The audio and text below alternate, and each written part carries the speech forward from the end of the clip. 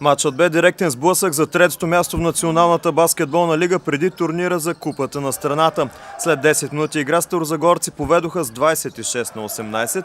На почивката преднината на домакините се увеличи на 10 точки. И в оставащите две части Берой не намали оборотите, за да спечели всички части и да запише убедителен успех над Балкан с 87-61.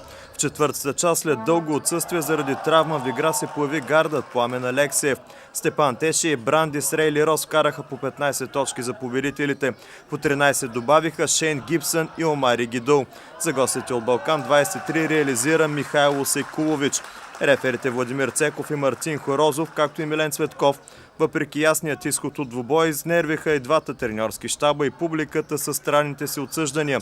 Съдите поискаха отстраняването на двама от зрителите на матча. Смятам, че трябваше да бъдем мобилизирани днеска, пределно мобилизирани, защото предния път и това е отбора, който не е бил с най-голяма разлика. И за мен не е случайно.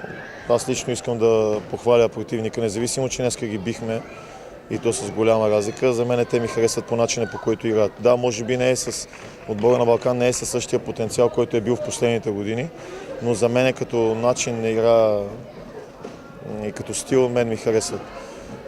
Иначе мога само да похваля състезателите си, независимо, че бях обещал. Ама като играем добре сега, има време до следващия матч. Изоставахме от Берой по всички показатели, от гледна точка на енергия, физическо състояние и качество на играта.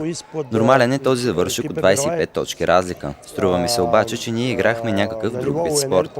Макар матчът да се свири от двама от най-добрите рефери в България, критериите не бяха по правилата. Не казвам, че имало някаква тенденция, но имам оплакване от критериите на съдиите, защото критериите на реферите в различни ситуации повлияха по различен начин.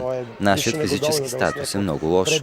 Станимир Маринов не е в добра форма. Имаме още двама играчи, които ще се върнат в игра и се очаква да покажем по-добър баскетбол. Жалко, че не успяхме в този хубав град, където има хубави зали, да покажем по-добър баскетбол. В турнира за Купата на страната Берой на четвъртфинал ще се изправи срещу Черно море Тича на 16 февруари. При победа старозагорци на полуфинала ще срещнат победителя от Академик Бултекс Пловдив и Спартак Плевен.